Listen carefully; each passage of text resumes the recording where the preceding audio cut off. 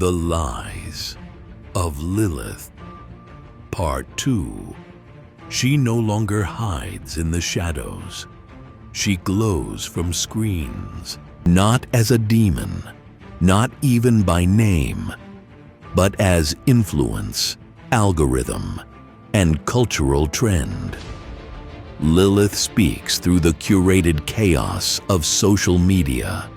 She is the voice that says, show more, feel less, rebel louder. Her gospel is virality.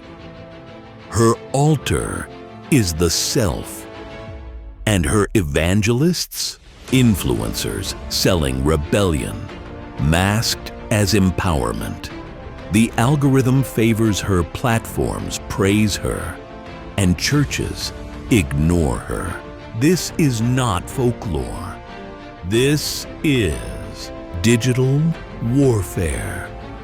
She appears in TikTok rituals, astrology reels, feminist manifestos, wrapped in occult affirmations. She's not just influencing teenagers, she's discipling them.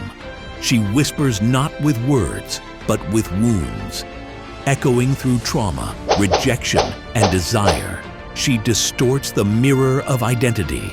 Lilith is not just myth, she is a psychological archetype of rebellion, a shadow imprint in the soul, whispering that power lies in isolation, that love is weakness, that obedience is oppression. She exploits father wounds. She inflames abandonment scars. She targets those who've been betrayed, convincing them that rebellion will heal what only God can restore. She seeds bitterness toward divine order.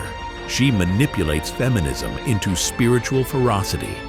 Not healing, but vengeance. Not empowerment, but estrangement from truth. Lilith teaches, trust no man, trust no God, worship your reflection, and so broken daughters become high priestesses of pain. Not because they are evil, but because they've been seduced. Men too swallowed by lust, seeking affirmation from shadows. This is not gendered warfare. This is soul fragmentation. Lilith is not just external. She nests in identity confusion, pride, and rage. She wraps trauma in mysticism and calls it awakening. But it is not awakening. It is possession, spiritual misalignment, masquerading as enlightenment. She strikes not just at the mind, but at the blueprint, the divine architecture of humanity. Male and female, created with purpose, now under assault. Lilith is the spirit behind the erosion of godly identity. She blurs the lines between manhood and womanhood, not with compassion, but with chaos. The world says, there is no design, there is no order. Be whatever feels powerful. But Yahweh says, I knew you before you were formed. I knit you together with intention. Lilith rejects the womb. She distorts the covenant of motherhood. She twists masculinity into domination and femininity into rebellion. Her influence can be seen in movements that celebrate fluidity without truth, that exalt personal preference over sacred design. She declares, you define yourself, but the Most High says, I define you as holy, set apart. Mine, Lilith, is not inclusion. She is erasure. Erasure of the image of God in humanity. Erasure of the sacred feminine and masculine balance. And when that image is shattered, so is identity. And shattered identity invites shattered destiny. This is why we must awaken, not with judgment, but with clarity, not with pride, but with compassion rooted in truth.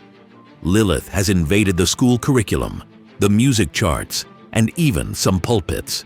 But she will not have the final word, because King Yeshua HaMashiach, he restores the blueprint.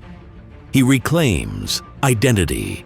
He resurrects daughters and sons who thought they were lost to confusion. And he still speaks. You are mine. You are redeemed. You are royalty. In the quiet of their rooms, they light candles, whisper invocations, and unknowingly invite the spiritual infection she represents. Lilith does not need to convince you she's real. She only needs you to believe rebellion is freedom. Because that is her language, her doctrine, her curse.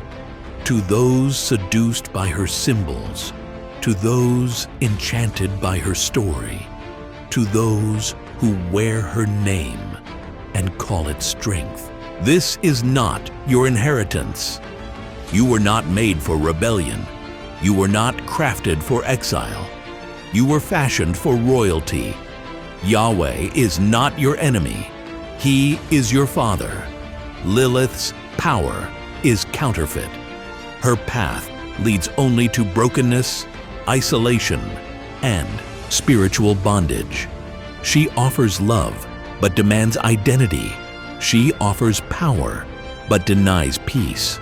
She offers freedom, but only delivers torment. If this message has opened your eyes or helped you to free you in any way, please like, share, and subscribe to Guerrilla Ministries. Comment below any questions, prayer requests, or testimony you may have about Lilith or any other false gods, as this might help someone else with a similar story. Stay aware, stay in prayer, stay in the Word. Warriors of heaven, I'm praying for you all. And as always, God bless you.